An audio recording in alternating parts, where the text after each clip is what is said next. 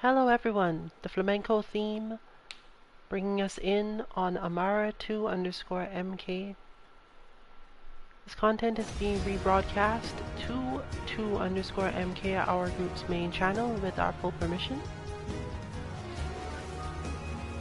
Today we're looking at muscle memory and some tricks you can use to help you do things neurologically to get past some hurdles in terms of execution that otherwise might take a lot longer to deal with and can cause some problems in your general play. This is effectively a Sandbag casual segment because most of this, even though it is trials, will not be something that Amara practices against most bots or spends a lot of time grinding, even though these are combos that are in Ryu's trials and they're meant to teach you certain things. So our main goal for today is to look at what the combos here are supposed to teach you, both about Ryu and about execution things, as well as little tricks that you may not actually be familiar with if you haven't played fighting games at relatively high levels before, especially if Street Fighter V or Street Fighter 4 was your first fighting game. So obviously if you want to do things about pure execution, understanding execution, linking, frame data, all those things, you should look into various resources online from other content providers. But here we're just going to be talking about what you can do for your own character's trials in next season and how to learn from those trials, both in terms of execution and in terms of what the trial is trying to show you about your character. So let's go into it with trial number 1, jumping heavy punch, standing medium punch, crouching hard punch, into Tatsumaki, Senpukyaku. It's not actually immediately obvious by anything about the game that Ryu's standing medium punch goes into his crouching hard punch. If you are not that familiar with frame data, you don't necessarily know why this works or that it works. In fact, you might be looking at it and going, that doesn't look like it works at all.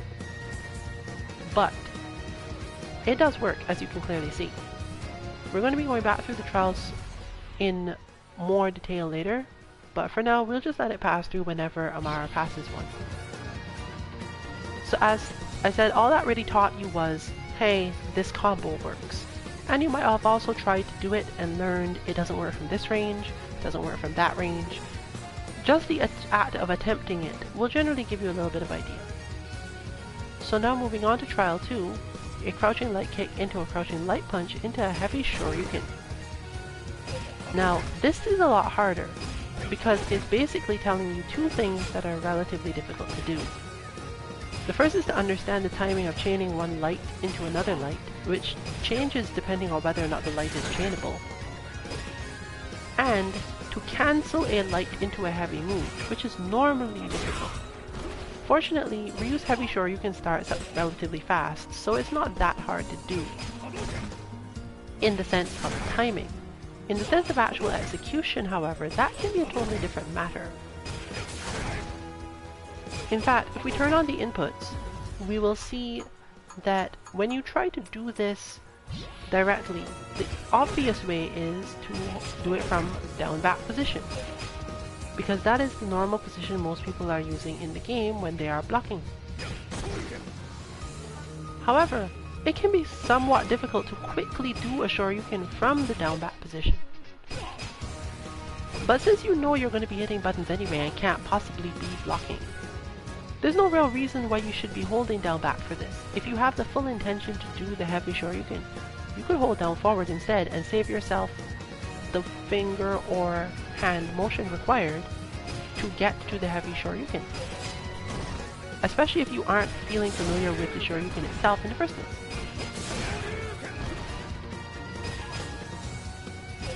So by doing that, you shorten the amount of time it takes you to do the shoryuken. But because it might be an unfamiliar feeling, it might be difficult to actually then make yourself do the cancel. You will eventually get it though, and it won't be too hard to get used to it. You can always find your rhythm somewhere in there. Now the next is, again, teaching you that something can be done that light punch from crouching can combo into standing medium punch. But the timing for this is also relatively strict. And this also is a problem because most of us, when they tell us, well, do these moves in sequence, we tend to wait to see that it's happening. And this is often too slow, especially with the game's current level of input lag, as well as general display lag on your computer screen or on your monitor or on your television. You have to get used to the idea that you have to hit the button and just trust to the next button. Hit confirming is a thing that you have to learn at some point, but this is not truly a hit confirm. This is simply learning the timing at which these moves link. And it can be relatively difficult to do if you haven't had a lot of experience linking lights into mediums. They go further than that to make it difficult in that you have to go back to crouching after getting it right. So you've done at least 3 things, where you've hit one button, released the direction you were holding, and then moved up to hitting a different button.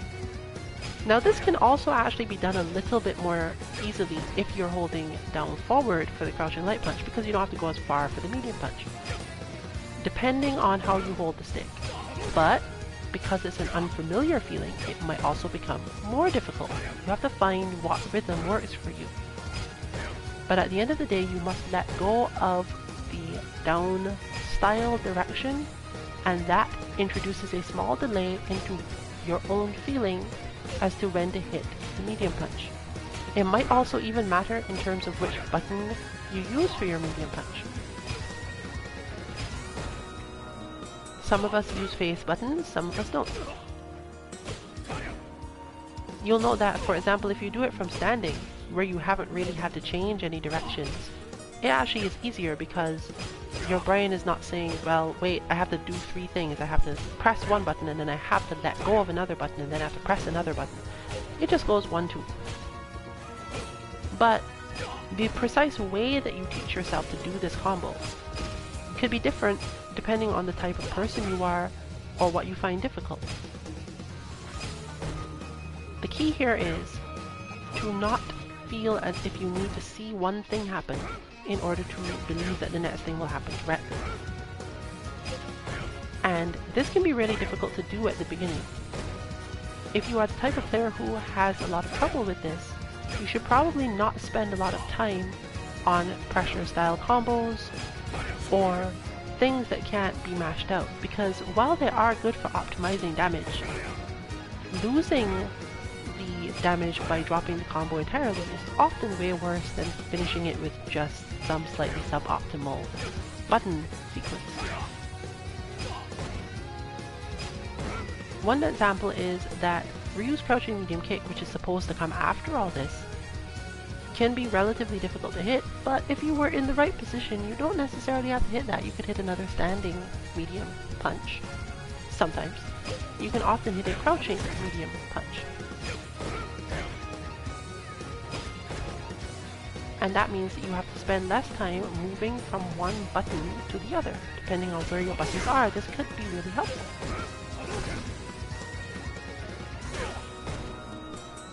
In terms of learning trials, of course, there are other things that help. In terms of learning combos in general, for example, one thing that is much better to do for most people is to start from the far end. So in this case it would be, can I do an EX Hadouken? Can I do an EX Hadouken on demand? And if you can do an EX Hadouken on demand, can you do crouching medium kick into EX Hadouken on demand? So it's better to actually go the other way, because reaching the end of a combo where you are very comfortable with the first part and then finding that the ending is super hard is usually demoralizing, and it can also mean that in match situations you focus too heavily on the first part. So now the question is, can you do standing medium punch into crouching medium kick into EX Hadouken all as one combo? And then is when you will start to see the thing I was talking about before, where sometimes it's just easier to hit something else. But once you've got all that down and you've become quite used to doing those things, then you try to put on the thing at the very beginning, which is probably the hardest part. And it might feel a little silly to do it that way because it's actually, hey, I can do all of this combo, but I'm trying to put on one thing at the beginning and it ruins me completely. You shouldn't be surprised if that happens either. It's entirely possible that focusing your timing on the new thing messes up your ability to do the things that came before it, which you were ever so sure that you understood how to do.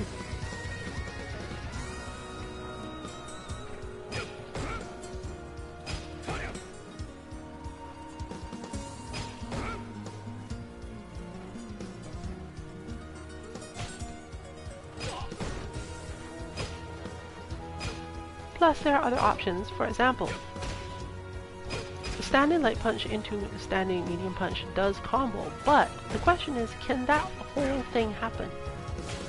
The game might be trying to teach you that the push back for a certain move is too much, or might be trying to teach you that, hey, don't try this and start to rely on it because you'll get confused when it misses because of range. This is why character specialists players often have advantages over other people because they are far more familiar with their ranges and understanding of what can and cannot work correctly.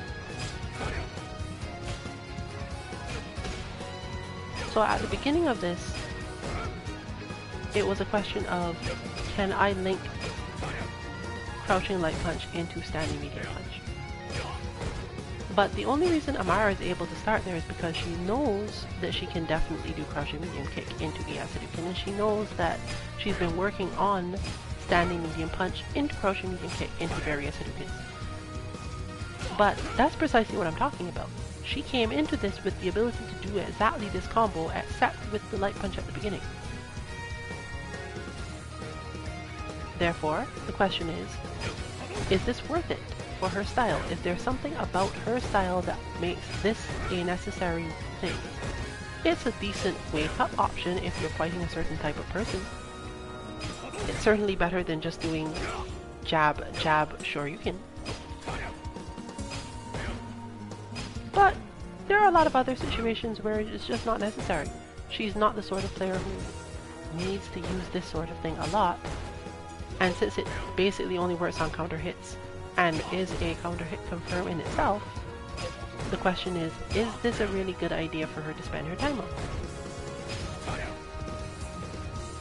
It is enough to learn from your trials what is possible and what you might want to work on later if you find that sort of situation.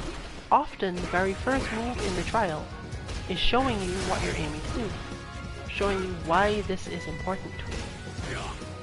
Sometimes it's just there for damage, but a lot of the time it's teaching you, hey, did you know that this other combo, which is relatively easy, can also be done after this thing, which is harder to do, but not super hard.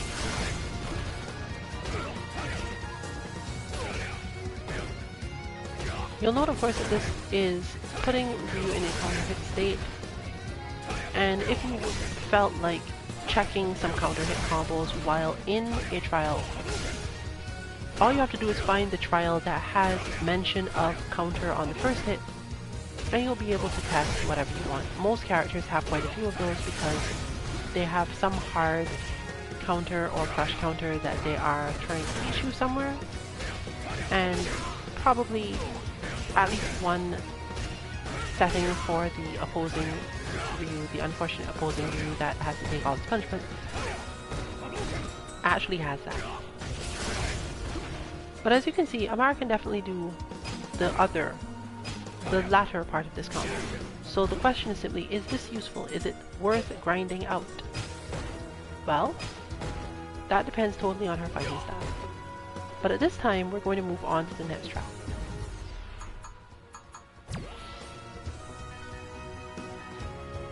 So this trial is a little bit stranger in some ways, because when you look at it, you think to yourself, well, wait a minute. You just taught me that I can combo standing medium punch into medium kick. Why would I need to ever be able to do it the other way? Because this says medium punch into crouching medium punch. Why wouldn't I just do it with crouching medium kick? What is it that they're trying to teach me about this? Well, there are two things they could be trying to teach you. One is potentially that the hit stun on a crouching medium punch is better, possibly. And it is the thing that will let you combo. Or they could be trying to teach you a range problem that somehow is different. Now, it seems a little weird that Ryu's crouching medium punch might be longer than his crouching medium kick, but you don't necessarily know that it isn't. And doing this sort of combo and doing this sort of trial is a potential way to learn whether it is or not. We know that his sweep reaches, but we know basically here that his crouching medium kick sort of only reaches if you step forward. Does crouching medium punch hit if you don't step forward? This is the sort of thing you're focusing on learning. So, once you've decided to learn that sort of thing, you learn other things about your character, such as ranges. But there's one more part of this that's sort of important. Ryu reels when he's kicked, and it changes the range he stands at. But those of you who are familiar with this know that he reels quite a while. He reels longer than is strictly required. You don't have to just start hitting buttons. He reels long enough that you can walk forward slightly. So maybe they're trying to teach you something else altogether. If you could do it at the minimum range and hit with the medium kick, that's good. But the challenge here might be that you can't do it with the medium punch without walking forward after the crush counter. And therefore what they're teaching you is, hey, look, if you look really carefully at the demonstration or at the general way the game flows, you'll realize you have a lot of leeway here. You can actually walk forward and close the distance before trying to do this combo, which normally doesn't work for whatever reason. There is a second thing that this particular trial is teaching. If you try to do this with a light Tatsumaki at most ranges, what will happen is that it will not work at all. And then you have to tell yourself, wait, why doesn't that work? Is light Tatsumaki somehow different from one of the others? Is there clearly some Tatsumaki must work or the trial wouldn't be what it is. But we know that light doesn't work. In fact, even if you do walk forward, in most of the spacings where you could walk forward and gain the advantage, light still doesn't work.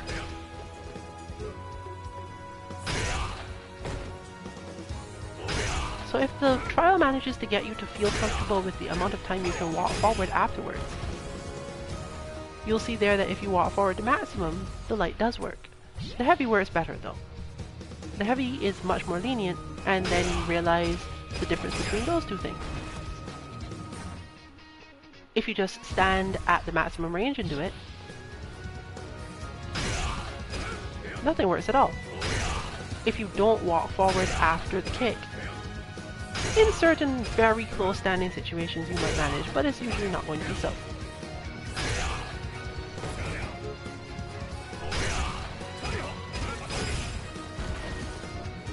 But there are ranges, as we demonstrated before, where the light Tatsumaki misses. But we're moving on to the next one now, because, again, it's just about learning a specific thing. So this trial tells you to do his standing hard kick into his target combo, that is what Jodan Sanrengeki is, and V cancel. Well, that is actually really useful to know, and not something that necessarily every person thinks of. That V cancelling that final kick allows you to do combos off it. Because although you can't necessarily do combos off it normally, even if you had the speed for it, even if you could recover and cancel into something, it doesn't necessarily let you hit the opponent. In fact, if you wait too long for them to fly away from you, I think that it starts hitting even though the move should technically hit. It gets pretty confusing. But if you've learned enough about it through this trial, then you'll start to feel comfortable with it. Maybe you could take some liberties with it. Amara's preferred combo for this is actually to do ES Shoryuken. And there's a specific range that she knows at which that works.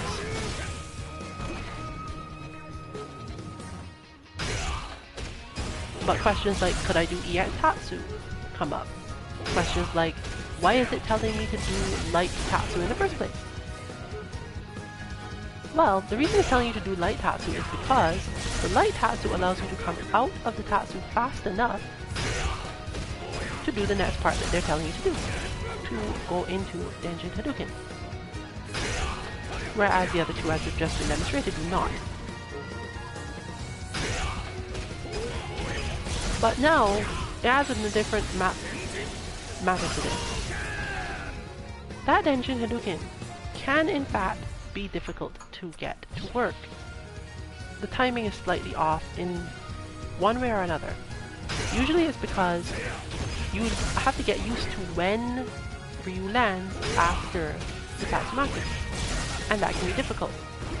You'll end up doing your motion too early a lot of the time.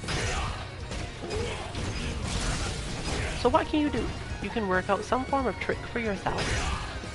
You can try to learn the specific timing.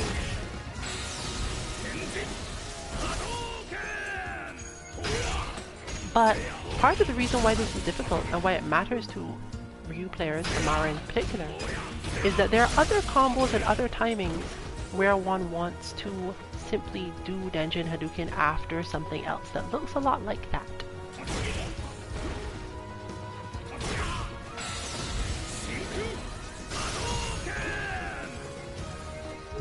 So what is it that you do in order to make this possible? You could learn the exact timing for it. But the timing for doing it here, note the distance, is not the same as the timing for doing it at the end of that combo. It's actually slightly different. So how can you make yourself able to figure that out? If you have experience, then you go, oh, it's barely any difference, I can easily remember which is which. But if you don't, it can be fairly difficult for you. Especially when your brain is telling you it must be the same, they're all the same, this is how this works.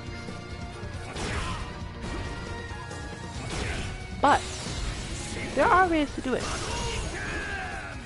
One trick is, because the timing is slightly longer or shorter, treat the super input motion as 3 quarter circles instead of 2. Another option is to carefully watch Ryu's legs when he lands, or to try to pay attention to a specific frame of the Tatsu and tell yourself, well, this is the moment when I want to do that. And as you can see, not every method works for everyone. Amara has a specific preferred way of doing this. But if she does the motion very fast, it doesn't work. If she does the motion too slow, it also doesn't work, and then you miss the super entirely and waste it.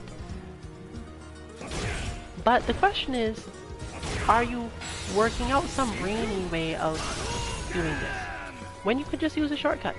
If you have the option to do the motion 3 times, do so. What happens to some people, Amara included, is actually that focusing on the idea of doing it 3 times, focusing on the idea of, oh wait, this is different than the normal one, where the normal one is done as fast as possible, resolves the problem.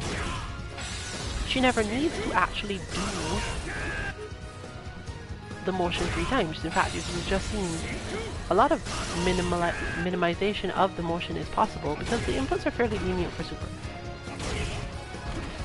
But if she gets flustered, she will know that in a given match, it's like, okay, this is not working out. I've tried this twice already. I've wasted my super. I'm surprised I'm still going strong, but I can't afford to drop that anymore. Then she can reset herself by going, okay, I will tell myself that mentally I need to do this 3 times. And even if she doesn't never ever actually do the motion 3 times, it will auto-correct, it will make her think a certain way, it will make her think longer about it, and that will in turn delay the frames. Because it's easy to do here when you're just doing it over and over, but it's definitely not easy to do in a match. And it's really important to remember that for yourself. That you don't necessarily have the capacity to do the same things in matches that you do in training or trials. And that's why sometimes we need these tricks to help us.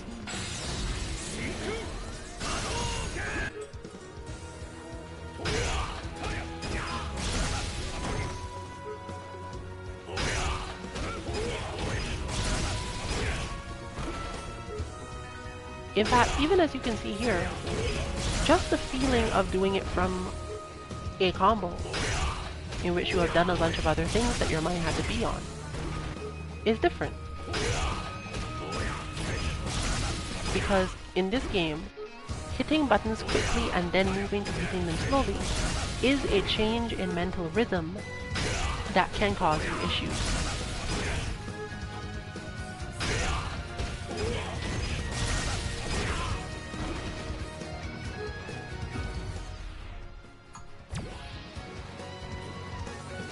So, what is this trial trying to teach us? Well, this is one that could be so difficult for new players that they have to watch a demonstration.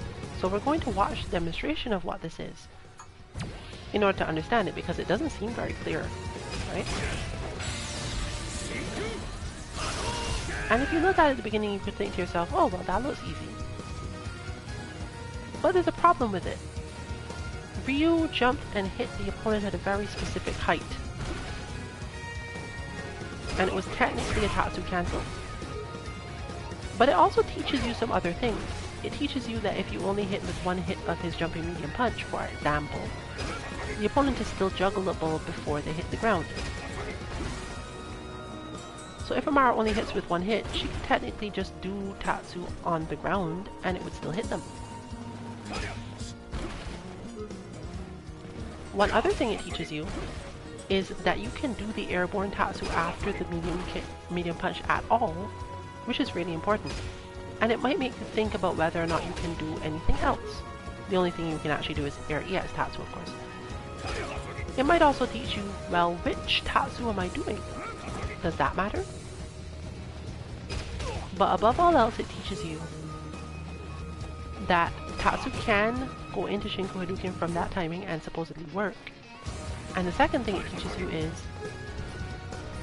targeting this correctly so that you can do all of it is not really that easy. There is a specific height at which you hit Ryu to make this possible. You don't just hit this whenever you can. And there are very strict timings actually for what happens when characters collide in the air. Ryu is one of the more set up for this, and for him, basically you have to hit it such that his medium punch is hitting at the peak of a jump. This is easier if your opponent is jumping toward you, but you couldn't necessarily get this easily if they set up the training dummy to jump forward constantly, because then you have to reposition all the time. So technically that makes this even harder. But you could still learn a bunch of things. You could learn, for example, if nothing else, that this is not likely to happen to you, or that it's really hard, or that you personally find it really easy and can just do this whenever, and this will become your new anti-air. Because I mean, it is good damage.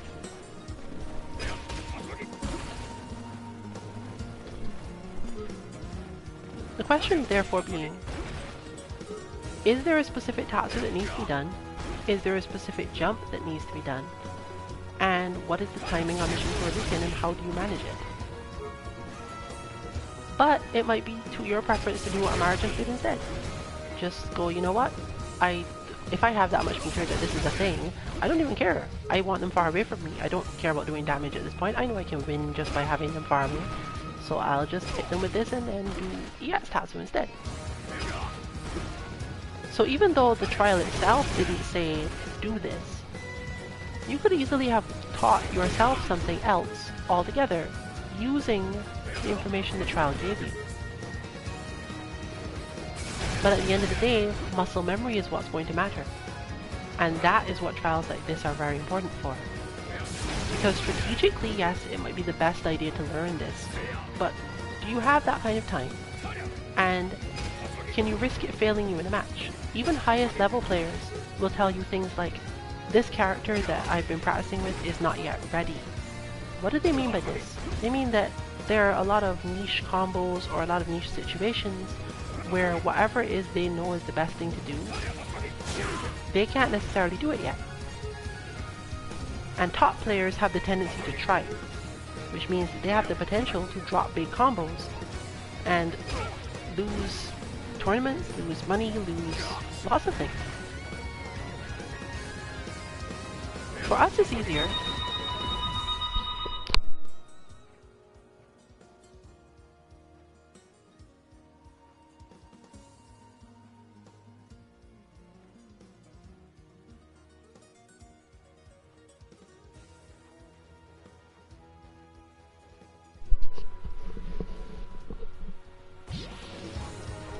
But the decision making involved isn't that different.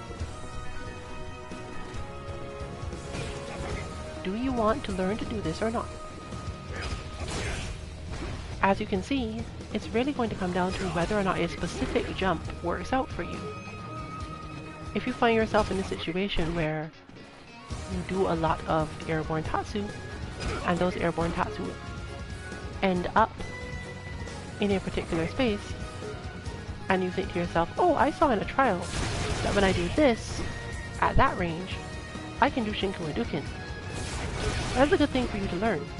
But if you realize, oh, I've never seen that jump art, I've never seen that timing, I've never done this in a way where my tatsu comboed off of the medium punch, then you know, you probably shouldn't try this. You probably shouldn't go, oh, they jumped at me, I'm going to do my big cool combo now because I've seen it in a trial. That's not always what trials are for. And that's what we mean when we talk about brawn over brain here. In fighting games, brawn is your muscle memory. It is things that allow you to respond to a situation that you're familiar with rapidly. And those are much more important in a lot of situations than being able to do an optimal combo. For example, Amara is demonstrating now that if you are doing a jump in and you realize, oh, I keep on hitting him with both hits. This opponent, for example, whenever I collide with them in the air with this button, I tend to hit both hits. Then she knows, oh, well, I shouldn't follow up on that. But if she realizes that she hits only one hit, she can do things like just do heavy Shoryuken immediately. And that brings us back to what was mentioned before. If you've seen that that's happened, you realize you're already safe. You could just hold down forward because you were in the air anyway. Or you could do that. So you see, depending on how exactly you play the game and the spaces you tend to be at, just trying to do a trial can teach you things. So we can say that Amara has learned, per se, that if she only hits it with one punch, she could hit confirm into a Hadouken and then do Shinku from there. Which is technically not only easier, it's also the sort of thing she's more likely to do because she's more the type of player that when she does the jump, she doesn't actually try to go for the air Tatsu combo.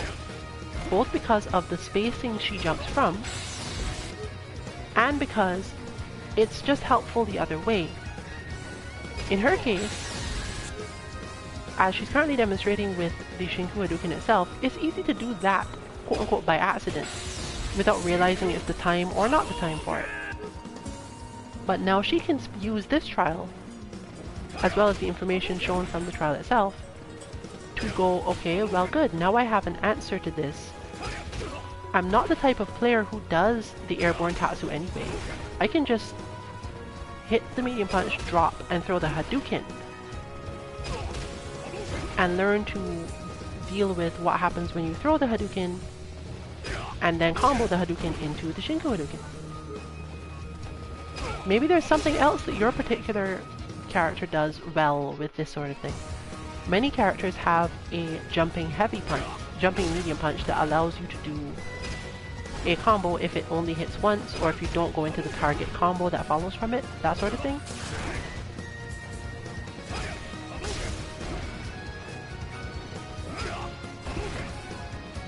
So, in her case, it would be much better to learn overall to do just this.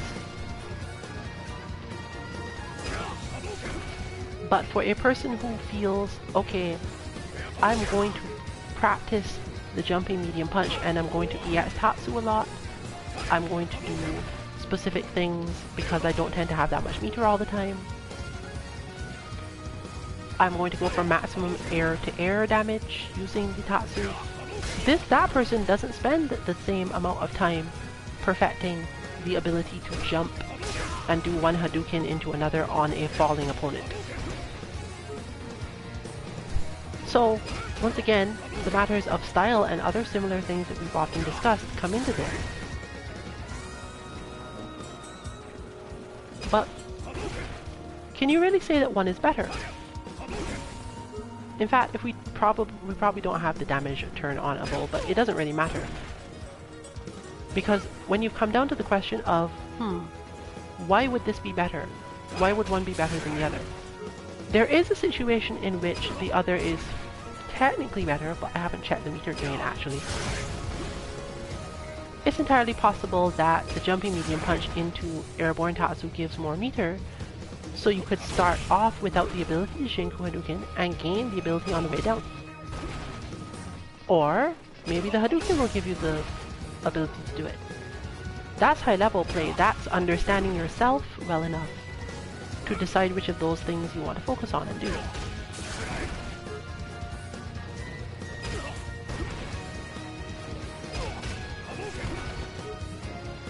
So, since the trial has had nothing to do with that, Amara's never had any specific reason to go, oh, I should learn how to jump a medium punch into regular Hadouken. But now, the trial has given it to her as an option, even though the trial itself was not about that. And as you can see, she's just been quote-unquote sandbagging most of this time because she can totally do this. And as you can also see, if it happens to hit twice, then the problem is solved. It doesn't really cause anything to happen if the Hadouken is thrown against most characters, so she doesn't mind. Plus, her instincts for when to throw the Hadouken become much different based on what height she hits the opponent at, and so on. Find your spacing, and then learn that, because learning that is what the Brawn is. Strategy is only good in fighting games if you can execute your strategy. And a lot of the time, realizing what will happen if your execution attempt goes wrong is much more important than focusing on getting it right every time. But for now, we're going to move on to the next trial.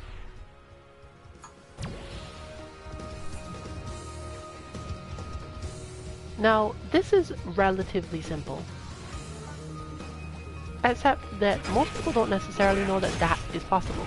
Crouching hard punch from Solar Plexus Strike. It opens up a lot of possibilities if you're aware of it. If you didn't know that, possibly because it wasn't possible before, or any other thing, you realize, oh, now I've learned a thing. Crouching hard punch into heavy shoryuken is something that many people would know. But it's not necessarily easy to execute after the Solar Plexus Strike when your mind is on something else.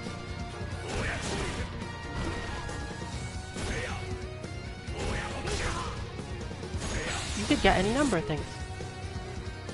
But most of those things that you could get are fine.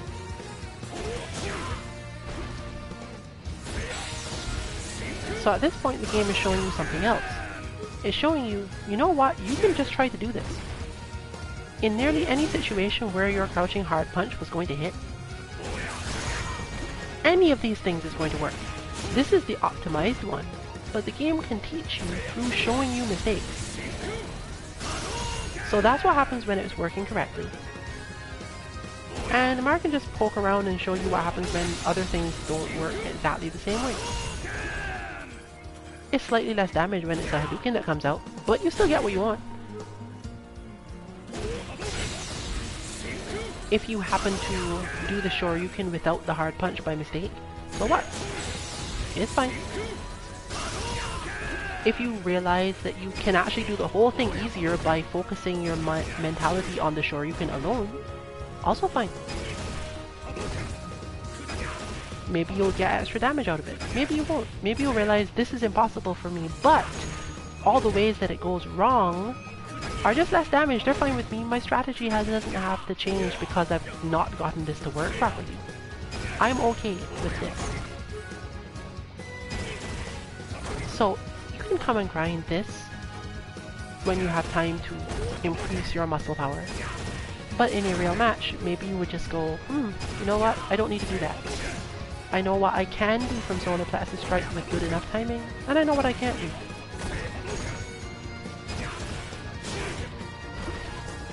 This combo is particularly useful because it requires no V-meter whatsoever. But if you have V-meter, I'm not sure it's even the most damaging one. If you're a person who has V-meter a lot, you could simply go, I'm not learning this combo. It's nice, but it doesn't get me where I want to go. And that is where you could specifically choose to not rack your brain to strain your muscle. Building up the muscle memory to do this, you have to gauge whether or not it's important to you or not. Maybe you're more interested in doing that. Maybe you find yourself wondering, wait, one of the earlier trials taught me that I could do Shinku Hadouken after Light Tatsu. Maybe I can do that instead, because I can't do the Shoryuken one. And maybe it's slightly less damage, but maybe you can do it, and therefore it doesn't matter anymore. Maybe it's your style to do it. Maybe it's better as a general thing, because if you mess it up, well, at least Tatsu doesn't get crush countered.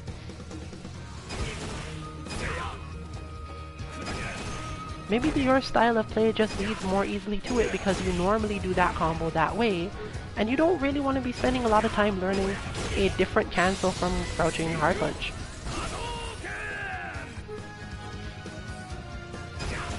Because every combo is different in terms of when you do this sort of thing to actually get the Hadouken to hit, for example. Or even if it isn't truly different, it may feel so in your mind. So if Amara learns, well, the heavy Shoryuken thing sounds nice, but I normally do this. My muscle memory already exists for this. I could just combine the two things and now I have a combo. It's not the trial. But I don't care. But what if you're a person who likes to do heavy Shoryukens after crouching hard punch and that's the style you play in? For whatever reason. The game would then have taught you, oh, you know what? You have something you can do after that. Because not everyone knows that you can get the heavy Shoryuken into Shinku Hadouken. It comes out often enough by accident that someone might have shown you, but what if you didn't know? What if you just turned on the game and decided, I want to try some stuff. Note that, again, even without any previous experience, if you had been thinking about the game in a particular way, from looking at the trials, you would have learned this already. There would have been a point where you recognized this was possible without ever being in one match.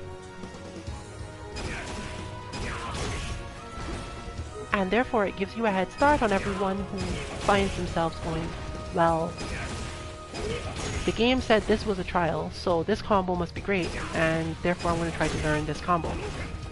It's not that their way of playing is in any way wrong, because they're probably doing at least slightly more damage than you, or being in some way safer. Maybe. But they definitely have a different outcome. And learning both things would cause you to spend a lot of time. The people who do it this way are much less likely to be able to just on demand do the version Amara does. Maybe they never need to, but if they did, or if their style was better served by that one than by this one, it would totally become important. So it's best to give yourself some time to figure out what it is you are most interested in. But as we mentioned before, the ability to do the Shoryuken from there, from the crouching hard punch, and similar things of Shoryukens from crouching moves, if you know you're going to combo off something, just hold down forward. But maybe that's difficult for you in some other way. Maybe it's difficult to think of down forward as the button you hold a lot of the time. For a defensive player, holding down forward might feel completely alien and throw off their entire timing. For an offensive player, maybe it's the easiest thing, and someone telling them, oh well, you should learn to do these moves from down back, does apply, but doesn't have to apply to this particular combo. Ryu's only -2 after that, and if you're fairly confident to the point where you will probably hit confirming it, you don't really care. You have plenty of time to decide to hit the crouching forward on the stick to do the medium punch, rather than waiting it out and seeing if you can get it done right. Maybe you're someone who comes from Injustice and is used to holding directly down on the sticks to block in certain directions. And you have a reason why you're fine there too. Although I don't think that game has enough left-right mix-ups that most people will spend too much time doing that if they're beginners. We're not worried about beginners of Street Fighter who have come from Injustice, probably.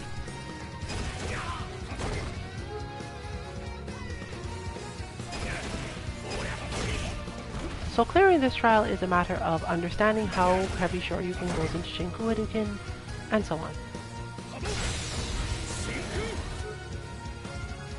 And once again, it's the sort of trial that you do from the end and go forward.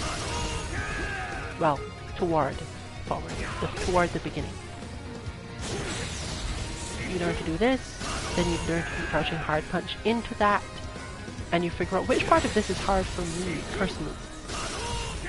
And if possible, you could just cut out that part.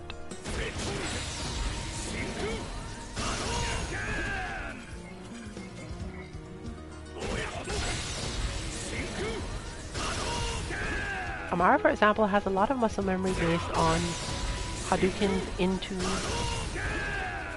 Shinku Hadouken because she plays the zoning style normally. And you can do that combo from quite far out, honestly. So she will just throw Hadoukens and confirm the Hadoukens themselves into Shinku on reaction to people walking into the fireball. But she has no such reaction for hit confirming something like a heavy Shoryuken, which is actually a lot harder, by the way.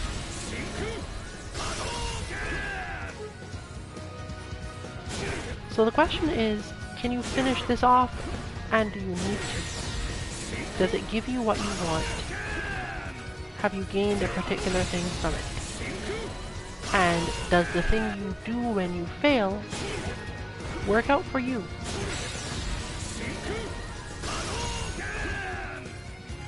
In short, the game is not telling you, this trial means that you should do this way for sure. The trial is telling you, here's the thing you can do, try it, and see what you learn from it. You get points for finishing the trial, but...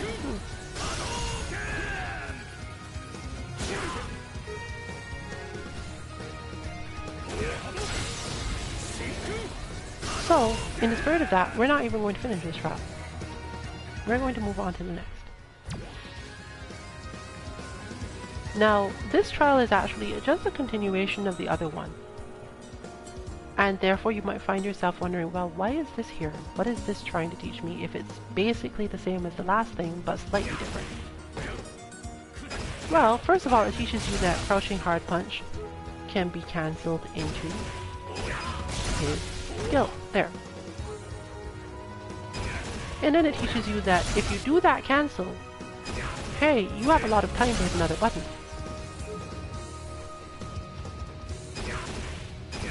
But it also teaches you one more thing.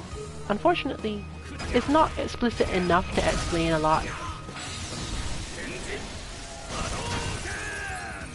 And it's more so a demonstration for people who played the game before, honestly, unfortunately. Because you could do that. But what it's teaching you, as I said, is sort of a call-out. It's something that you wouldn't necessarily recognize as a new thing if you hadn't played the game before. The fact that Ryu's standing heavy punch is cancelable. This is not something that most people are aware of immediately, but as you can see, and this would even be more important if you went from the end of the trial. In fact, this is exactly how you would learn it. You would go, well, I already know how to do heavy shoryuken into Denjin or Shinku Hadouken, I did that before. How do I do standing hard punch into this thing? And if you tried from the end and just tried it without actually doing any of the Denjin ranking activation, you'd find yourself with a problem. If you just do standing hard punch and try to do anything, nothing happens at all. Why is that? And maybe you'd be frustrated for a while trying to figure out why the game is so broken. But then you'd probably view the demonstration. The demonstration would clearly show you it's somehow working. But then you might think, oh, wait, maybe if I do this it will work. And you will have learned it then. So we're not going to spend a lot of time on this trial because, as I said, it's mostly the same thing. It doesn't teach you much else. It doesn't teach you about a spacing you need to walk forward to. And for the most part, it's stuff that you've already seen. But again, it's very important to realize whether or not this part of your muscle memory is important to you. Because what if you are the sort of person who clips people with crouching heavy punch and has the awareness to actually hit Denjin Ranki right then? What would you like to do next? Maybe the crouching heavy punch wouldn't hit again. Maybe the standing heavy punch is required for whatever you're doing. That sort of thing. So even though that combo technically only works at minimum range, you might have learned that, hey, maybe I can cancel this standing heavy punch business into other stuff I want to do. So here's one of our favorites. This is, again, very similar to what we had before. In fact, it is almost exactly one we had before, except that you start with a heavy kick. Why is this here? Well, aside from teaching you that with heavy kick this is slightly different, but it's only slightly. It also teaches you something weird. It says, EX Tatsumaki into EX Shoryuken? What? And then we realize, oh, wait, why is this Ryu in the corner? Oh, that's interesting. And then you learn the timing for that separately. Once again, because you're going from the end. So technically, if you only wanted to learn, you could just stop there. Or you could move the Ryu dummy for now. Or you could see how far away you can stand and it still work. But obviously if we go here, we'll recognize immediately, oh, that's not happening. Okay, so it's definitely only in the corner that this works. How far out can I do this from with the Iatatsu and it still works?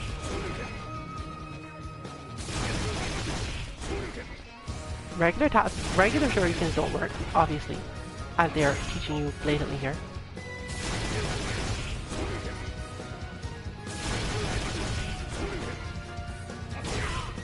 So we're gonna definitely have to use the ES Shoryu, so we're only gonna try the ES Shoryu generally.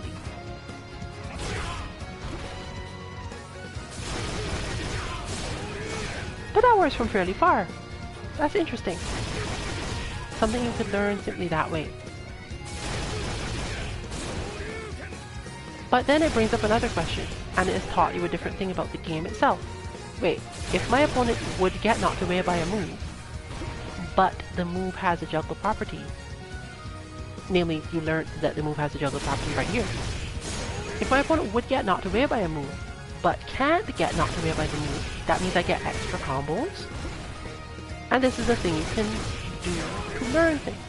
For example, we know that, at least in one situation, Light Tatsu doesn't actually cause the opponent to not be hittable anymore. Does that mean that there is something you can do after a Light Tatsu that will hit the opponent in the corner only? Well, we know that works. Well, what else works? Is there anything else that works? And our first guess would obviously be, well, maybe EX Shoryuken. Because Ryu lands at the timing that looks like an EX Shoryuken might work. And even if you don't know for sure if it will or not, you can still check it in a lot of ways.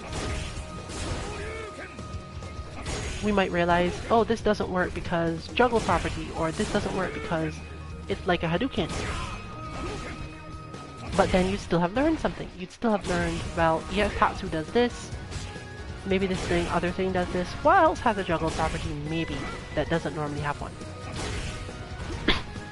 Well, we technically know that Ryu can Hadouken into EX Shoryuken. Can he do EX Hadouken into EX Shoryuken? Probably not, but we can try it. Wait, apparently he can! Now, those of you who are familiar with Street Fighter 4 should have already known this mostly. But for a lot of us, this is almost news. It's like, wow, this is amazing. I did not know he could do that. Because there are definitely good upsides to that as well that don't go with EX Tatsu. Maybe EX Tatsu wasn't the thing to hit there. It isn't super safe. But if you've got someone trapped in the corner and happen to hit them with EX Hadouken, you can still do it. That's incredible. Well, not completely incredible. But something that many people might not have thought of. Well, the reason that regular Shoryukens don't do this is because Ryu doesn't hit the ground fast enough to do another Shoryuken. But wait, the light one's sorta quick. Does that work? Can I do light Shoryuken into EX Shoryuken? At the beginning it looks like it won't work because this one is much tighter timing than the rest. You might get discouraged. You might think the timing is off altogether. Or it might not even be possible anymore. We know that it was possible in Season 1. But I'm pretty sure this is still possible, if only barely. The question is there another thing that's required for this to work? Could it be that there is something that is a prerequisite to being able to do that? Well, actually, it may be so. So we're going to go back to the previous trial, and we're going to mess around a little bit. Now this trial, as you can see, gives you full V-trigger. Why is this important? Well, we know for sure that, for whatever reason, it doesn't seem as if just a light Shoryuken into this works. This is just not helping. He doesn't land fast enough. But there's another option in terms of ways to look at that. Rather than thinking, oh, well, he doesn't land fast enough, we could think the other way. The opponent isn't high enough. Because one of the things you can end that combo from before that we mentioned with is a light Shoryuken.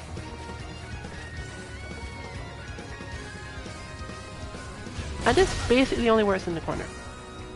The combo we're referring to is the Jodan Sanrengeki, which can be demonstrated at its base a couple times now. But this combos into things, if you cancel it, differently than if you don't. So if you V-cancel the last hit of this, you become able, in the corner, to hit with a light Shoryuken. And we'll notice immediately that Ryu lands at the same time, but their opponent is nowhere near the ground anymore.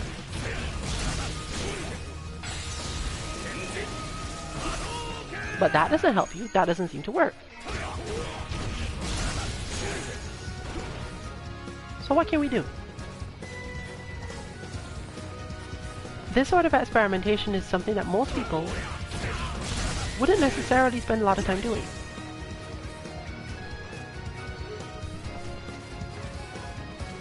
And if you throw the Hadouken, you realize that doesn't hit either. So it's definitely not an issue of that, because height is the main thing here. But the timing is different. Why is the timing different? The timing is different because we never at any point recognized, oh wait, Ryu can do this in time. We don't know the timing for doing light Shoryuken into heavy or EX Shoryuken because it never worked before. Is the timing different? And then you start to pull in your other tricks. Okay, well, what can I look at about Ryu? What can I do about my own timing? What can I change that will force a change in the way I perceive this move? We're going to apply all the tricks at once though. Firstly, we're going to try to hold down forward at the end of the regular light Shoryuken. That seems to help, but not fully, because again, your mind has said to you, light Shoryuken means it's time to do something else. But we've reached the point now where we at least see Ryu do another move. And we see Ryu do another move, and that other move looks like it should have hit. Of course, it doesn't, but we didn't know that before. I mean, EX Tatsu doesn't let standing heavy punch work on it, so there's no real reason to assume that's fine. So we're going to try it, and we're going to try delaying things until we see Ryu's feet hit the ground, for example.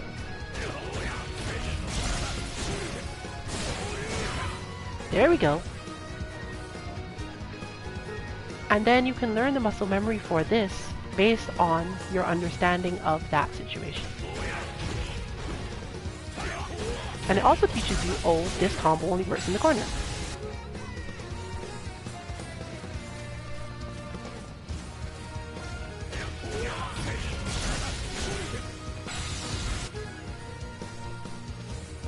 Now, in order to make yourself not do that, there's no specific requirement in fact. It's simply a matter of understanding where you as a player hit certain buttons and why.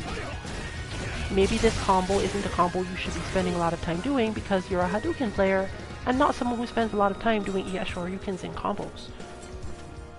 Even down to something as which button do you hit to do an EX Shoryuken matters a lot to this sort of thing.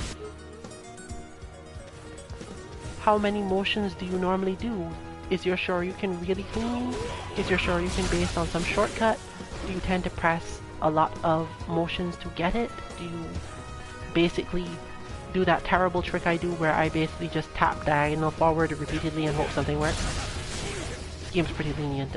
It's somewhat embarrassing for some people's perspective, but well, Shoryukens are hard enough that the game is rewarding the intent to do one rather than the actual execution ability to do one. And whether or not that should be allowed is a different debate altogether.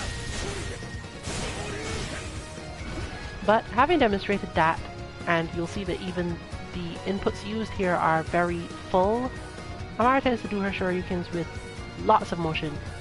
So it's no surprise that sometimes Shinku Hadouken comes out, but that's because more often than not, she needs to be able to do Shinku Hadouken really quickly, so her fingers are muscle memory taught to do that.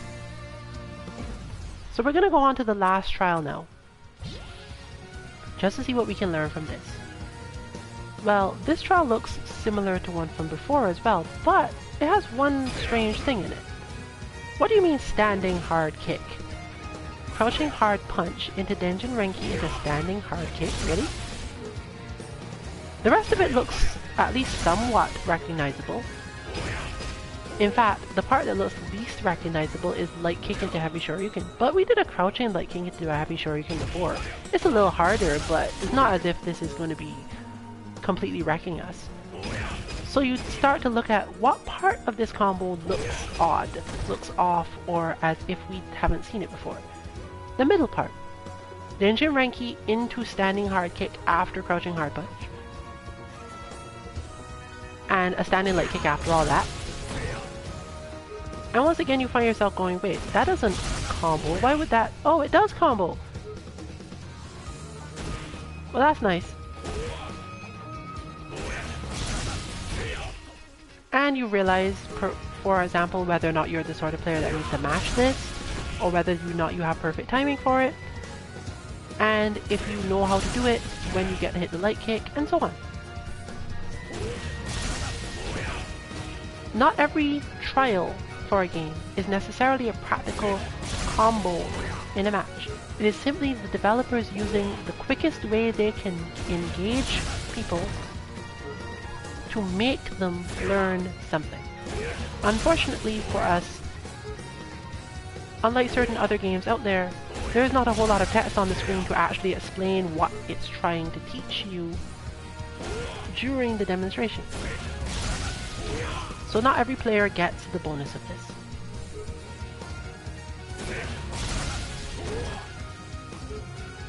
So now we're going to move on to the actual Sandbag Casuals part of this stream.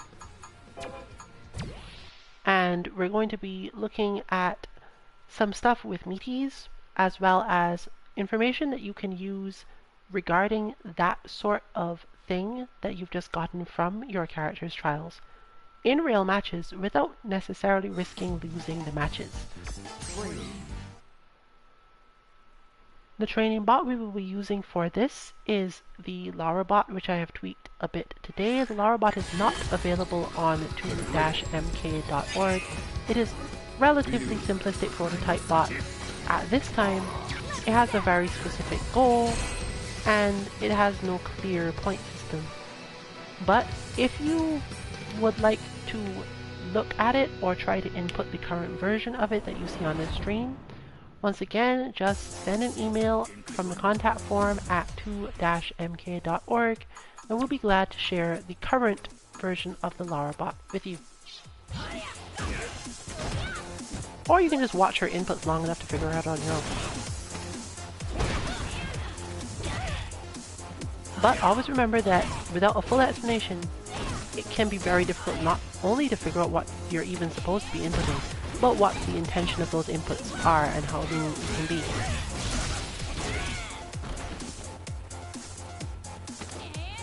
So, unlike a normal bot try where we're actually going to turn on the character health dropping, it's not really required here.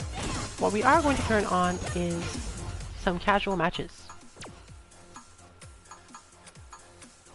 And for those who do not remember or have never seen this segment before, Sandbag Casuals is precisely about practicing things in matches and not grinding them out. Because it is very important to build up your muscle memory for these games. It is the part of this game that makes esports athletes. If you are going to say, I am a tennis player, but you don't have good practice on your backhand, are you in fact a athlete in the general sphere of tennis, or are you playing tennis and occasionally winning against someone else who is also just playing tennis? Athletes don't just pick up a sport and say to themselves, well, I can see how it's done. I can hit the ball, I can dribble the ball, I can dunk the ball. Therefore I know what I'm doing, more or less, and I should be considered an athlete. Even amateur ones aren't like this. So Big C97, a level 43 Balrog, is clearly going to throw some wrenches in Amara's plans for using things that she learned in trials, and probably would involve a lot of, oh, I need this combo, but I can't do it yet.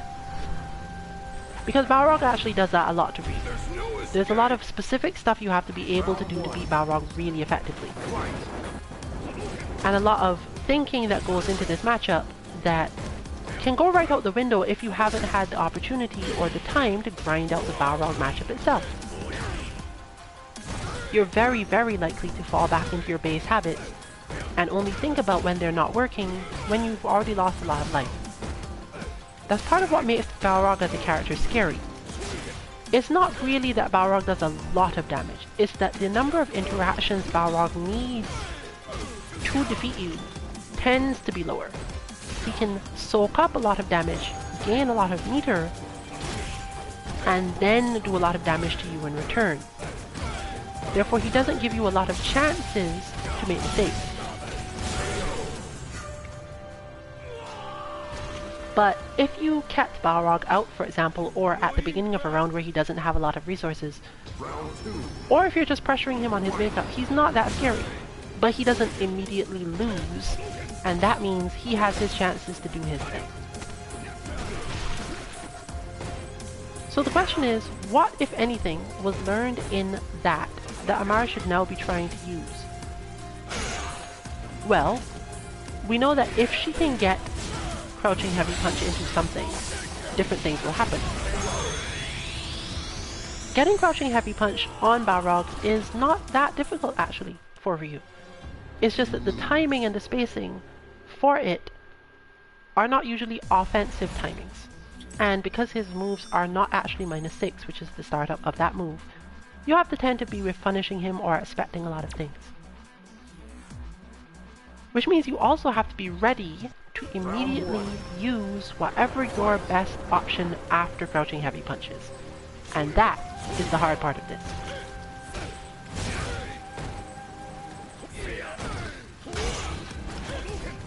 He's also easy to crush counter because we've had previous matches where it was basically just, oh, I can just punch you in the face. Well, that's nice to know. But as you can see, at max range, Balrog's immediate response to seeing Ryu's Crouching Heavy Punch is not actually that good. Most Balrog players don't immediately know what they should do in response to that move.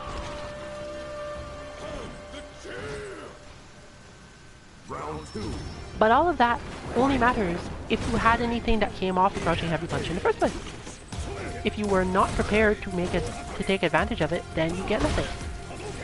If your muscle memory leads into a bad reaction, then you get nothing. And that's precisely what we're talking about here. If Amara uses that move and then does Tatsu from max range, the Balrog player is not necessarily going to react.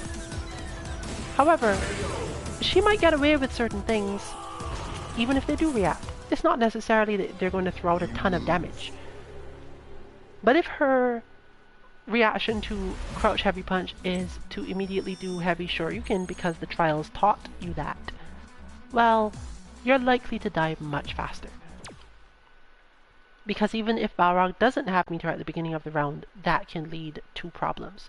He'll build up meter, he'll push you to the corner, all these things that you don't want to happen in that situation. But if you're a player who does have that reaction, you might know that you have that reaction as a general thing. You might know that you might flinch and hit the button too early because, again, muscle memory. And the part of this that becomes brain is recognizing that. It's recognizing that even though Crouching Heavy Punch at a certain range can be good against Balrog at a certain level, maybe you personally shouldn't do it. And the reason is because what a lot of us don't want to simply accept, not being good enough to use it. Not being good enough in the sense that your Twitch reactions to hit confirms aren't ready, your best option follow-up is risky, your understanding of the spacing might not be enough, any number of things. For example, if your feeling was, okay, Crouching Heavy Punch into light Tatsu, maybe it won't work. If you do Crouching Medium Punch into light Tatsu at certain ranges, as we've seen, it won't work. So even if you've said to yourself, Crouching Medium Punches are a good thing to use against Balrog, but you know that your own tendency from there is normally to do it from further out where light Tatsu won't hit, you can just tell yourself, you know what, I'm not going to use this button, even though this is one of my best buttons. I can't afford to do raw Tatsu in Balrog's face after I've already hit him, for example, and made him twitchy and decide to want to hit me. So now we're seeing a super bronze, relatively zony Akuma, not necessarily super zony. Now, one thing that Akuma really often causes problems with is, as we all know, his air approaches. But this particular Akuma doesn't seem to have that as one of his main ways of playing. It's there, but it's not super heavy. Against an Akuma who jumps a lot, if you were having trouble doing your Shoryukens, you could actually hold down forward, because you can react in time to a fireball from Akuma, in time to hit down back from the down forward. But you might not be able to react in time to do the Shoryuken from down back. And if you know you can't do that against a pressure Akuma, you are 100% better off relying on your muscle memory. It also primes you mentally. If you say, well, I know that this Akuma pressures me, so I'm specifically going to hold down forward because I know I don't need to block while I'm standing here anyway. They're going to jump. And holding down forward puts you in the mindset of knowing, or at least strongly believing, they're going to jump. It makes not only the Shoryuken itself easier, but it makes holding the mindset required to fight the person easier. Similarly, in this particular matchup where the Akuma likes throwing fireballs and standing at particular spaces, Amara could do anything to the effect of, okay, what would make me most able to quickly react with Tatsu? What would make me keep my mind on Tatsu while doing something else? What direction or button can I hold? What have I learned from trials? What do I know about my own muscle memory that will let me Tatsu through stuff and still not be in a position where I've hit buttons I don't want to hit, or are likely to hit buttons that I don't want to hit. And as I'm a Ryu player, I can't necessarily tell you what that is.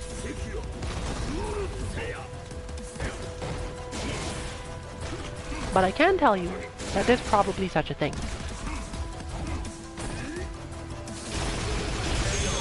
And putting yourself in the mental state for Tatsus causes things like that. You're already primed, you're already thinking about the Tatsu, so you realize, wait, this is a moment where I can do it as Tatsu. This will work. You might have been somewhat flustered in that situation in another timing, but it worked out. Another thing she can easily do here, especially when he gets Zoni in this particular way, is just be prepared to parry things. This particular player does seem like one that could be parried fairly often, especially if she can keep the pressure on to make him think about other stuff besides being parried. But what allows you to feel a parry as the correct thing to do? Well, there are other tricks you can do.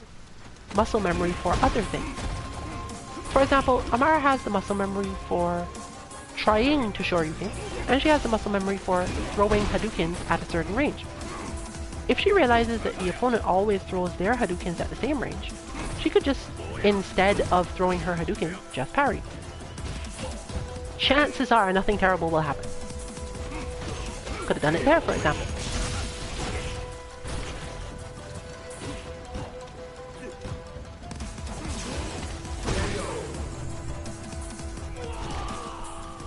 Now in that case it wouldn't have worked at all.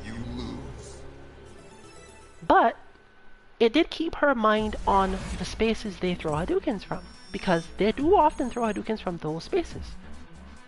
And had she thrown the EX1 at that moment and they threw theirs, then things would not have gone so well for them. Round 1. Focusing on one or two moves that you have good muscle memory for is a good way to prime yourself to take on particular opponents without overthinking everything.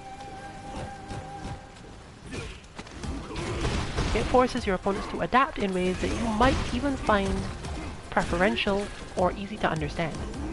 For example, this opponent has immediately turned themselves from an Akuma who you should parry to an Akuma who you should Shoryuken because they got parried a couple times.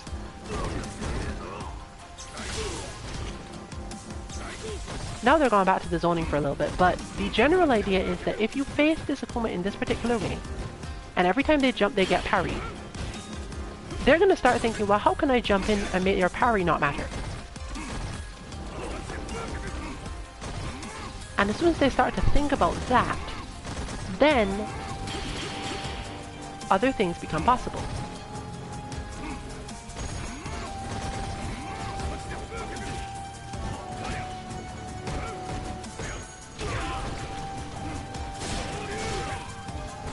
And that allows you to do things like that, because you can simply go, oh, okay, rather than defending here, I'm going to be ready for the Shoryuken.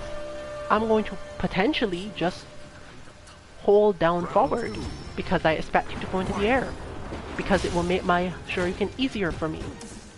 Otherwise, I might miss it. I might get pressured by you. I might get into trouble. I might as well just hold down forward, because you're so far away it doesn't matter anyway. The little clips you do are not going to bother me. Ryu as a character is really good at combining all these things in a specific way, for example. And you can usually find this sort of thing for your own character as well. Let's assume that Amara is holding down forward, and the Akuma's way of dealing with this is basically to jump or to throw fireballs. Well, at the range where she's doing this holding down forward thing, that obviously would mean she would get hit by fireballs. Except that, again, Ryu can parry, so you don't actually care. And Ryu doesn't care what direction you're holding when you parry either. So you can just parry while holding down forward, and the opponent will be defeated. The basic question is, can anything in particular happen?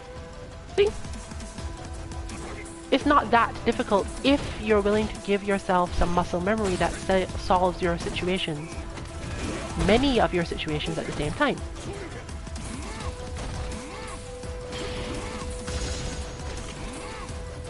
And if you can do that to them, this sort of thing will happen. Oh.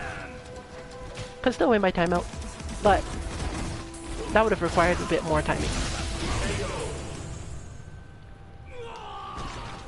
But as you can see, that was basically a matter of the Hadouken not doing full damage. You could be ready for so many things at once by priming yourself beforehand that dealing with any given situation doesn't become a nightmare of options. You could prepare yourself for the options beforehand and then just deal with whichever comes.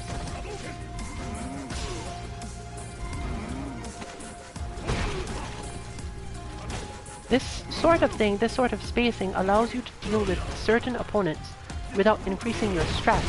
And since many of those opponents are specifically trying to increase your stress, it becomes a lot easier to deal with them that other way.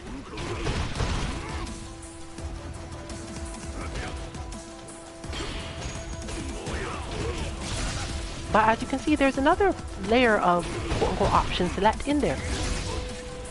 Let's say she flinches and has the quote-unquote wrong reaction to a jump. Instead of Shoryuken, she parries. There's no loss. Everything is still fine, because that's how it's supposed to work. So we're basically waiting for them to engage each other. And that went basically as expected, because there's a specific thing that Akuma can do that Amara's muscle memory for the equivalent on other characters is to do the standing heavy kick. But that's a good example.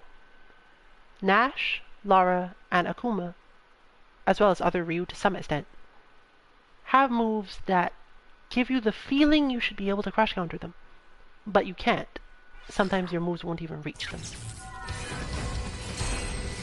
But your instinct is to hit heavy kick.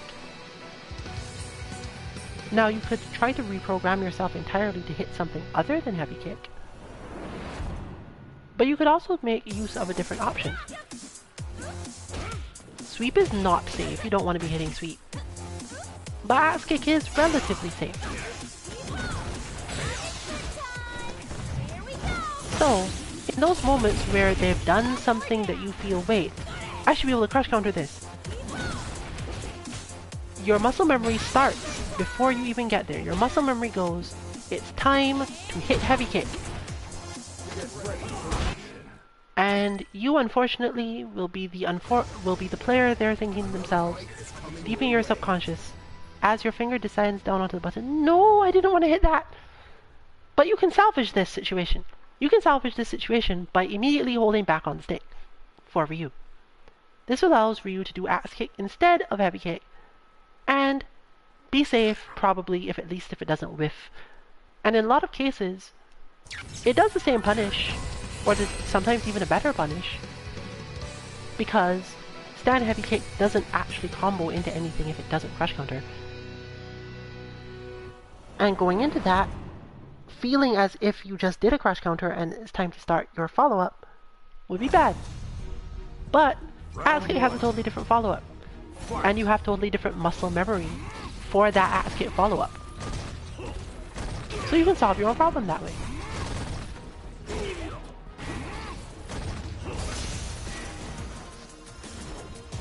So what do we know about this Akuma?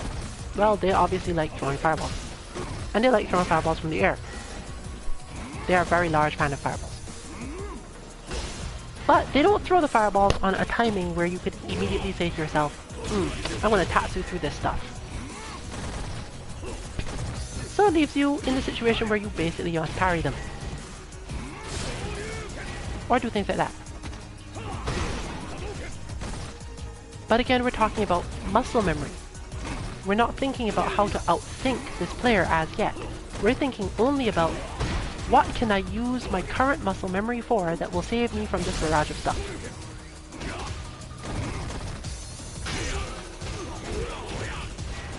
Well, current muscle memory says, opponent goes into the air, therefore I should block. Trying to have a different reaction is not necessarily going to serve Amara very well. And Tatsu doesn't respond to air fireballs. So, the question becomes, what can she do that she normally does that will solve the problem? After all, letting them in with the air fireball and then blocking it solves nothing. What else do we know that she likes to do that can be used as a counter to an air fireball?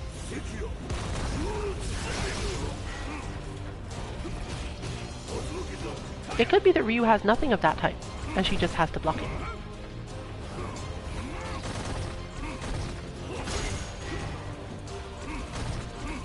But she can definitely say, well, this is an aerial move, and my response is the aerial moves are not normally Tatsus, so I'll probably be fine not doing that.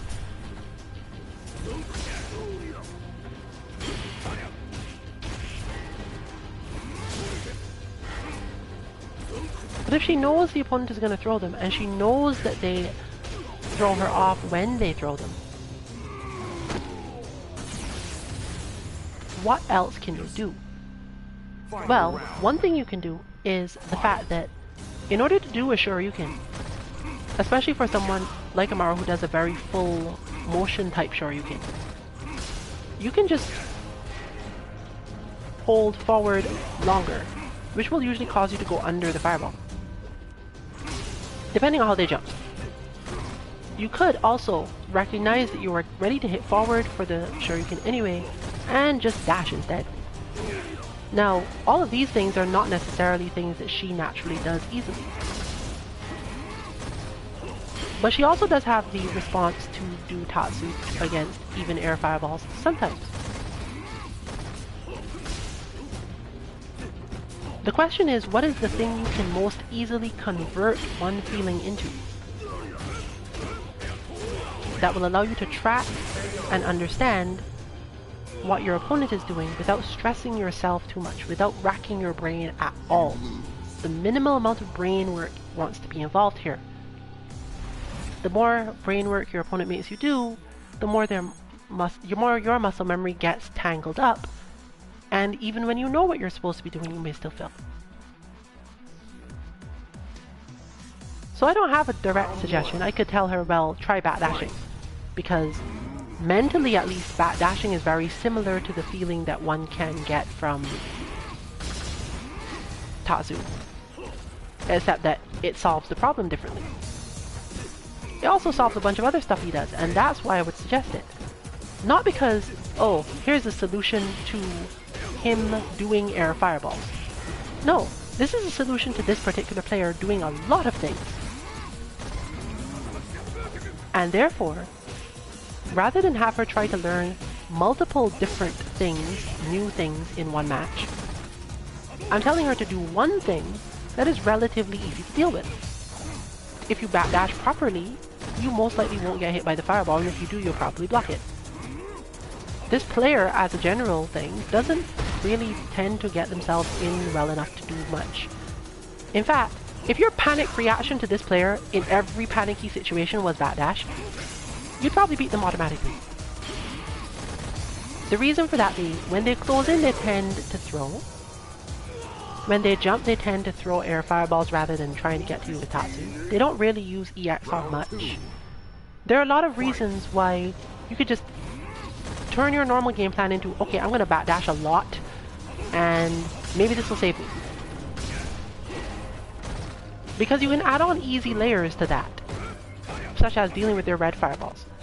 If you backdash when you see them throw that, you can parry when you come out of it. Not all the time, but it's easy enough. And as you can see, even if you backdash out of the fireball and fail, you still change the timing and spacing that they're expecting.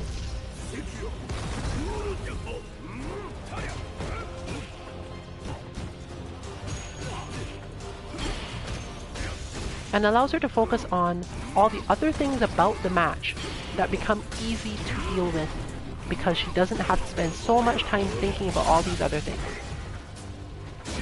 As you can see, that combo which she was practicing earlier becomes much harder to focus on when your focus is the fact that your opponent is jumping all over the place and throwing air fireballs at you.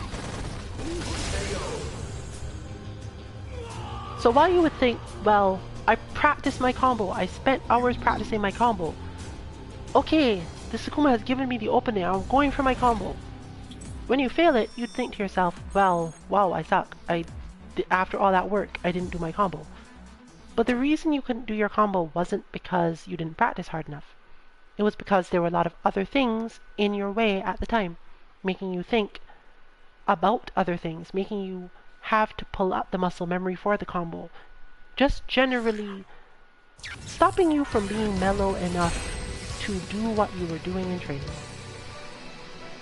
But the key isn't going into training mode and grinding it more, frustrated with yourself that you missed it. In fact, that's not even what you should be looking at. The first thing you should probably think was, how did they manage to throw me off enough or make me nervous enough that I drop the combo that I practice all the time? What can I do in a match like that to not be stressed out so that when I do get the chance to do my combo, I succeed at it? Because the question is really not about the person's skill at that point. It is still on you. It is still that you dropped the combo. But the reason you dropped the combo is not necessarily that you didn't practice the combo enough. In fact, most of us are quite aware that the more relaxed you are when trying to do most combos in this game, the more likely you are to succeed at them. The key therefore is, how do you get to relaxing as much as you can?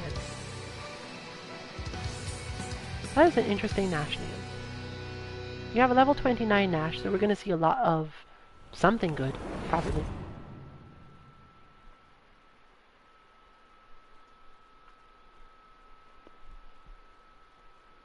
Now against Nash, the situation tends to be the same. If you stand in my way, Nash does a lot of different things that can put you on edge. But the question is, what can you distill it down to for any given player that will allow you the most leeway in terms of dealing with all that stuff? This Nash, for example, doesn't stand at a range where it would be particularly easy to do Tatsus and get through his stuff. And apparently he's good enough at absorbing fireballs that throwing them at him is not necessarily going to help either.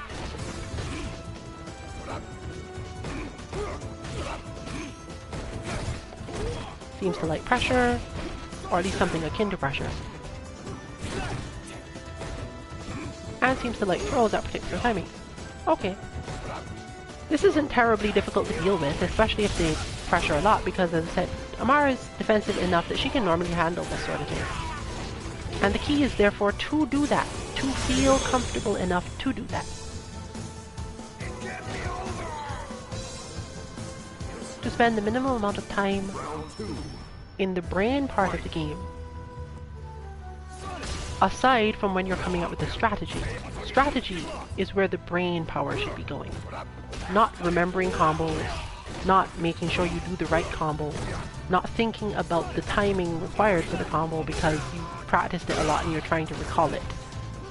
No, do the thing that you get to think about the easiest so that you can move forward.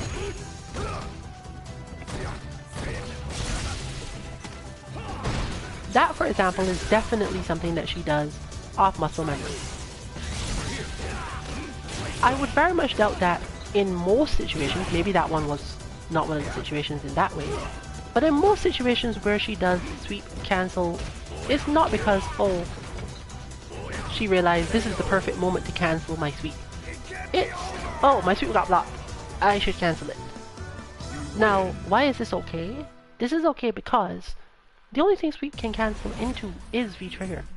So technically, you could shortcut it. You could make it such that, hey, every time I do sweep and I feel off, not even see what happens, just feel off. I sweep, but that didn't feel right. I didn't mean to sweep. That was not a good timing for the sweep. I'm not going to get anything from the sweep. V cancel. Because the other scenario is that you connected with the sweep and waste a V cancel. But how often does that happen? And even if it does happen fairly often, how much do you care? Because it is definitely far worse to be in a situation where you did a sweep and did not V cancel in most matches than to waste a V cancel. I mean, Ryu generally uses the trigger as if he activated it raw anyway. You don't have to care. In fact, before it used to be that sweep into V cancel into Hadouken power up was a thing, depending on whether or not the opponent gets up in particular timings. Maybe that will help you. But we're going back to analyzing this opponent and their tendency to hit long buttons from range.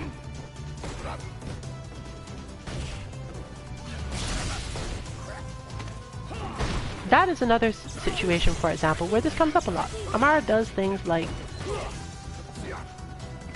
doing V-trigger to make sure that an opponent who is jumping at her can't easily catch her unawares. And sometimes it's only enough to show her, oh, they're too low, I shouldn't try the Shoryuken. But you know what that is? That is a free block.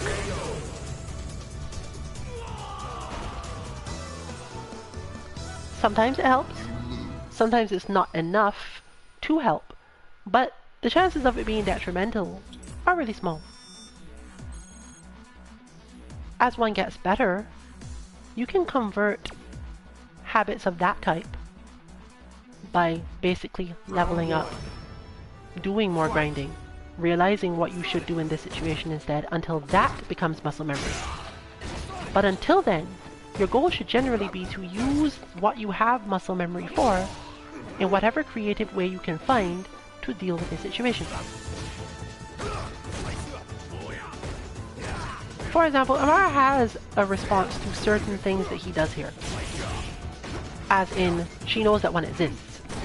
But that does not mean that she can actually do it because, again, muscle memory.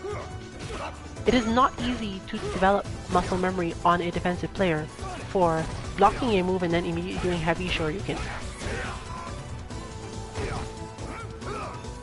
But there are a lot of situations against Nash based on his spacing and some other stuff he does, where that's a really good idea.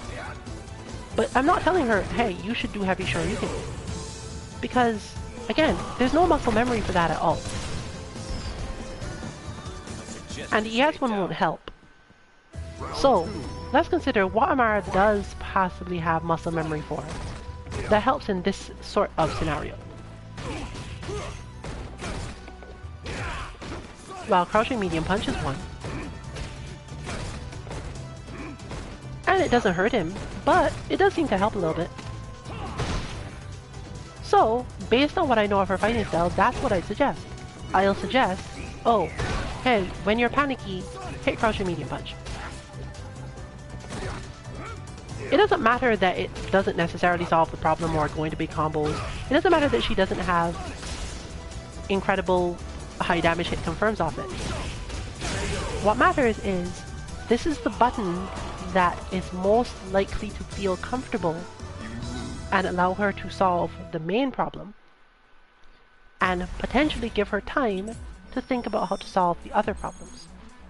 Now her matchup knowledge for a Nash is based primarily on the Nash bot, but had we been able to play against that particular person longer, and she did get comfortable with hitting the crouching medium punch, then I would have progressed to suggesting, after you've hit the crouching medium punch, expect them to jump, because it probably pushed them out a bit.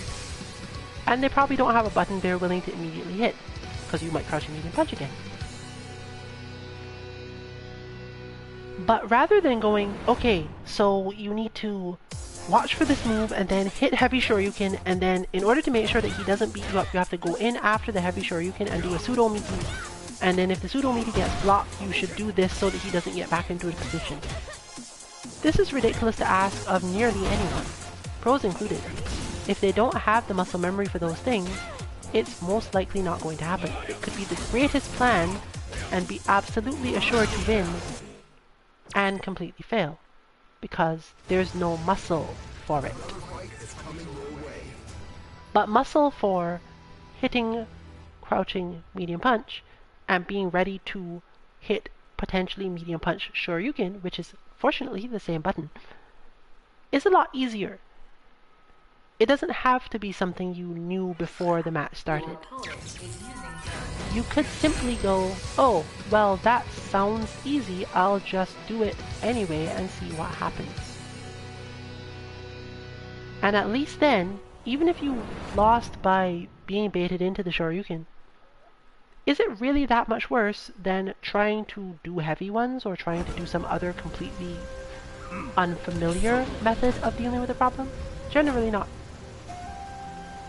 Now to stick to this is to limit yourself.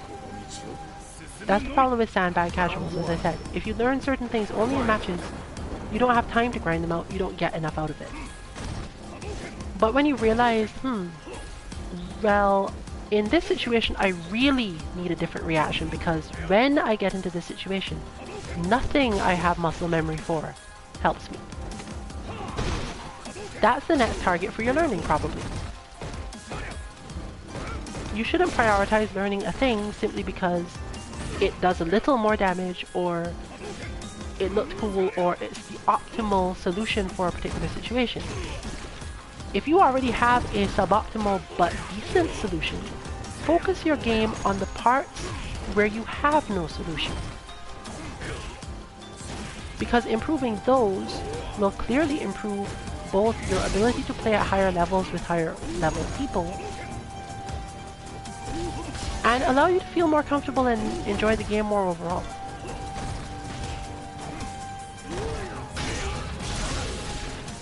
See? But there's no loss to that. That was just, okay, well, I cancelled even though I didn't need to cancel. It's not the best thing to happen, but it certainly isn't terrible. Now both of them are building up a lot of meter at this point. What should I say now? Should I say, hey, you should really use this move? But that's distracting. Why would I do that? What I could point out though, that would be a lot easier for Amara to easily fall into, is that this person tends to move in ways that they could be hit by either fireballs or tatsus.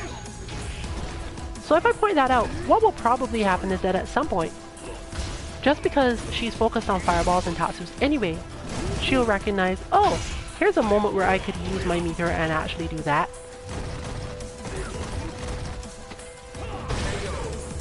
Now it doesn't seem necessary here because that became a lot of close range interactions. You win. But the idea is still there.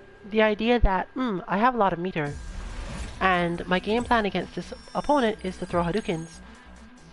I have this much meter anyway, I might as well occasionally throw an ES Hadouken.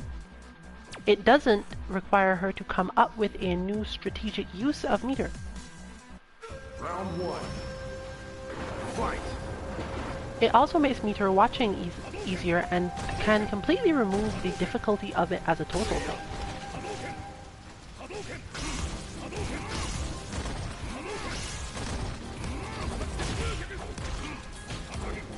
So we've learned that about this player. And now being able to use that against them leads to something better.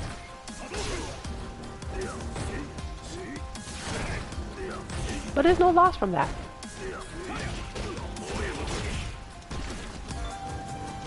And because it's comfortable, it allows her to spend time focusing on other aspects of the match, like noticing that they were just doing crouching medium kicks, for example, for whatever reason.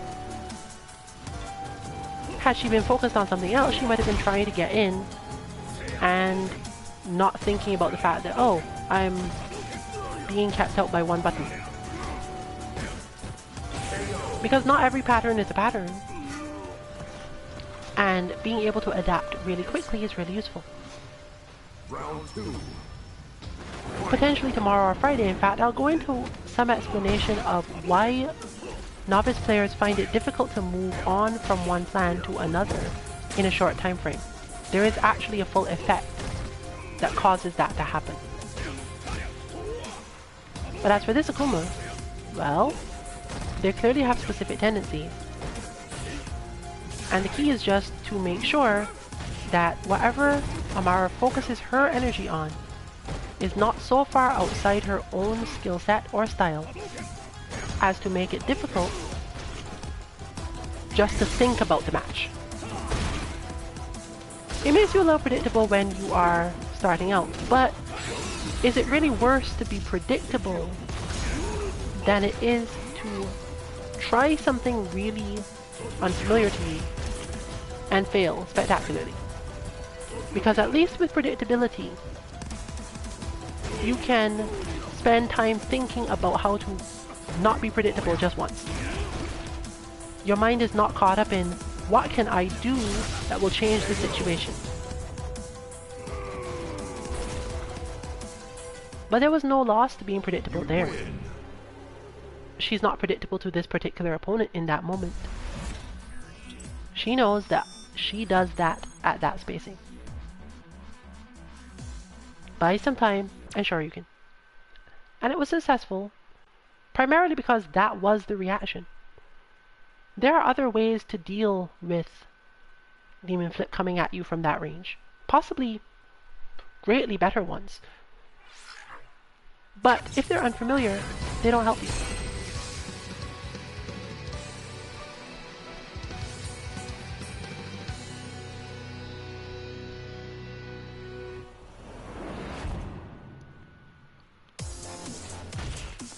So, we haven't obviously spent a lot of time looking at Larabot.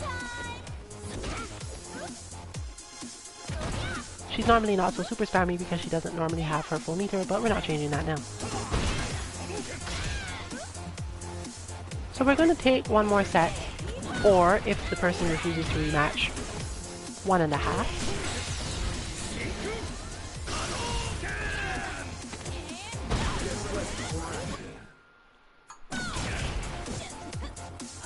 But I hope that those of you who are otherwise unfamiliar with fighting games got something out of this in the sense of understanding that doing what is comfortable first is important. Even if the something you do that is comfortable is terrible, even if everything you do is technically terrible, at least you can prioritize the ones that get you killed over the ones that are not good but don't necessarily turn out that well in practice. Because once you've eliminated the ones that get you killed,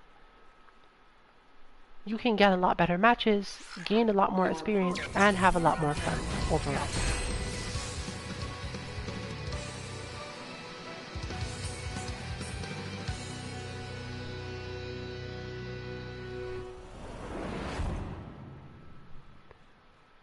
I will forever remember this person as Moon Kami. Round 1. So let us see what Moon Kami likes to do. Raw Spiral Arrow at startup. Actually not a bad plan in certain games.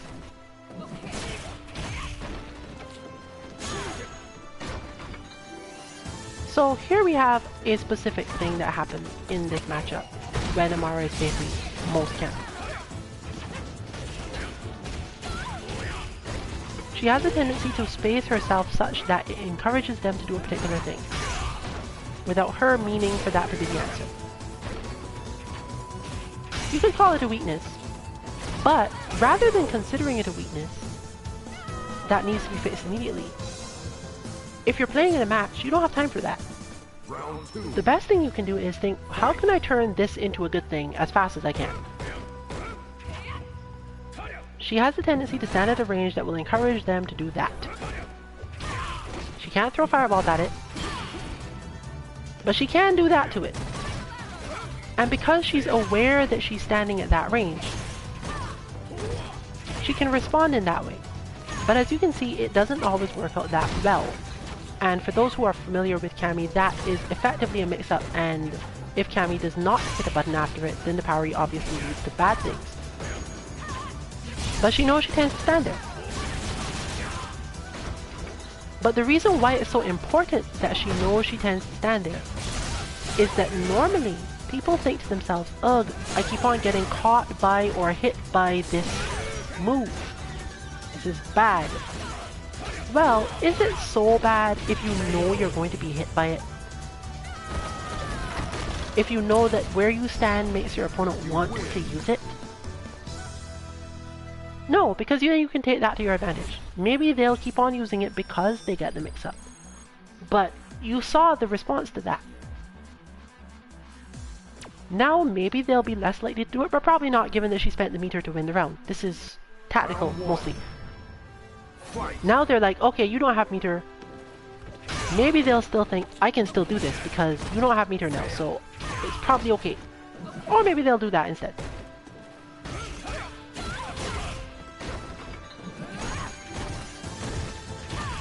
But Amara learns, for example, that this person likes to hit sweep after that. Or now we're seeing them try for mix-ups, that sort of thing. But she, in the end, still knows that, hey, I tend to stand at places that make people want to do this move. And that means she can just relax and wait for them to do it. And the harm that gets taken, it depends a lot on many things. But she has other solutions. And other things that it leads into often mean that the opponent gets hurt. See? Habits. Understanding your habits. Understanding that for whatever reason she tends to hit sweep there, even though the reversal timing on Cammy's sweep is something she's not familiar with. She solves the problem differently. There's focusing on the fact that, damn it, I shouldn't sweep here, I shouldn't sweep here. That's one way of dealing with it, but that's for training mode. You put a Cammy to do that into sweep and you teach yourself not to counter sweep. That would be a great thing to do, but this is not the time for that. This is a match. So the easiest thing to do is tell yourself, I'm going to try to force myself to hit some other button. But if I don't succeed at making myself hit another button, what can I do to make this as safe as possible when I get into bad situations? Well, the easy answer is make sure you have V-trigger. But I mean, it's not quite as simple as that.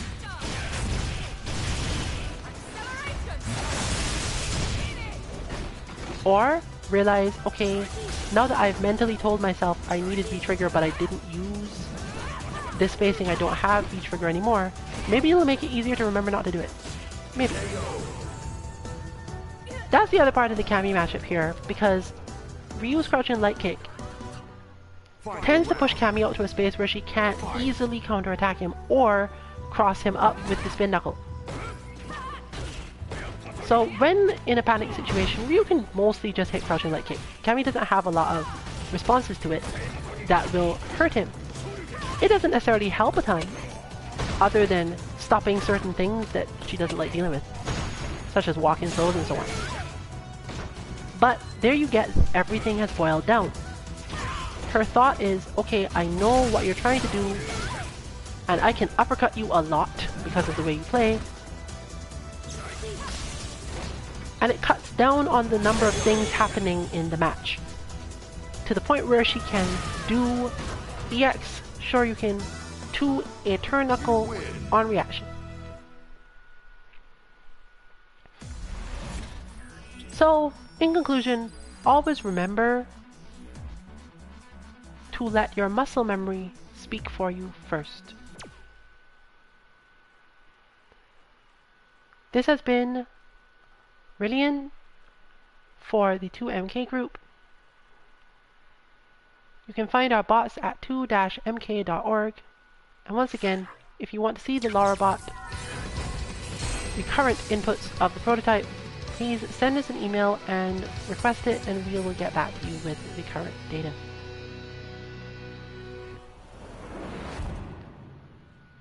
With that said, good night everyone.